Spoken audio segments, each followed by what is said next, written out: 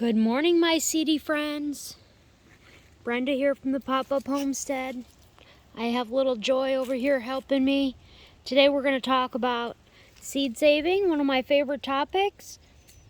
And you know, some seeds I don't save until winter, and this is January, so let's talk about marigolds. Anyone who's ever neglected their marigold plant has seen it look like this. See the little head? When you break it up, it breaks apart, and inside it, you'll see, I broke one up right here and put it on that leaf. You'll see each one of those long sticks with the black on the tip. Each one of those is a marigold seed. So, literally saving marigold seeds couldn't be easier. I usually just direct sow them, meaning I break them and drop them into the garden.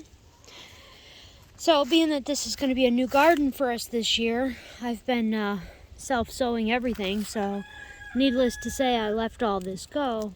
Now, if need be, I could always grab some marigold if someone wanted some, but you know, the thing that's beautiful about marigolds is this is like its own seed packet, right? So if you think about it, right, we take them, we bust this packet open, we put them, they're loose like that, and then we put them in a paper envelope.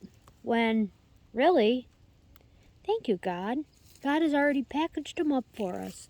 And all we have to do is break off a seed head. And now we have a shareable packet of marigold seeds. So, let's not overthink this, folks. Seed saving can be pretty easy.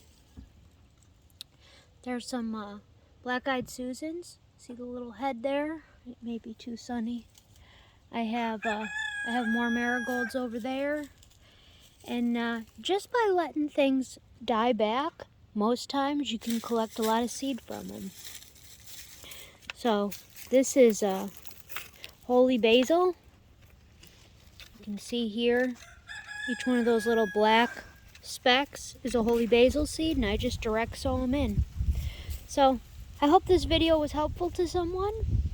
If you want to learn more about seed saving and see our food forest that we're going to be building and the raised beds we'll be putting in here in the next couple months, and learn more about our chickens and our dogs and our off-grid homestead here in Tennessee, then follow our channel and feel free and like it, follow it, and tell all your friends about it. So I'd love your feedback, and if you save marigold seeds a different way, or if you'd like a few, just send me a private message. I'll be happy to send you some. Talk to y'all soon. Bye from the Pop-Up Homestead.